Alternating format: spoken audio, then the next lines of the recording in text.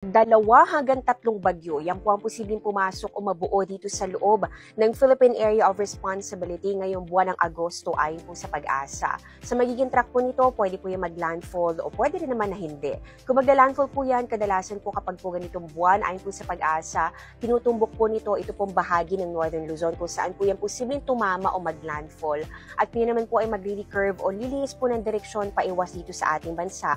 Posible po na yun ay dumiretso na patungo dito sa may Taiwan o di kaya naman po sa may southeast ng China. Pero ito naman po ay guide lamang po natin. Average number lang po yun, 2 or 3. Pwede po yan na mas marami dito o pwede naman po mas konti ngayong taon. So titingnan pa rin po natin.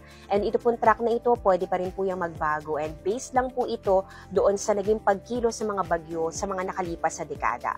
Kung matuloy po yung 2 hanggang 3 bagyo, ang magiging pangalan po ng mga susunod na bagyo ay Fabian, Goryo at Juaning. May bagong bagyo na naman ba ngayon? Well, sa ngayon po wala pa po tayong namamataan na bagong bagyo, pero sabi po ng Pag-asa, merong posibleng mabuo na sama ng panahon sa mga susunod na araw. Ito po yung Tropical Cyclone Outlook po ng Pag-asa, and from August 1 to August 7, posible po na meron pong mabuo na panibago pong low pressure area. Dito po yan sa Pacific Ocean, maaari po yung pumasok dito sa loob ng Philippine Area of Responsibility.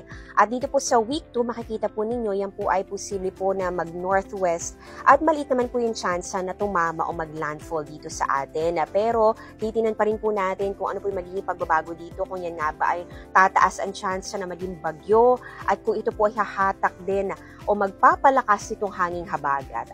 Compare dito mga nakalipas sa linggo na halos buong bansa po ang nakakaranas ng epekto ng habagat. Ngayon po mas mahina na po yan at dito na lang po sa may extreme northern Luzon mararamdaman. So dyan po sa may Batanes and Babuyan Islands, posible po maging maula pa rin ang kalangitan and meron pa rin po mataas sa tsansa ng mga pag-ulan.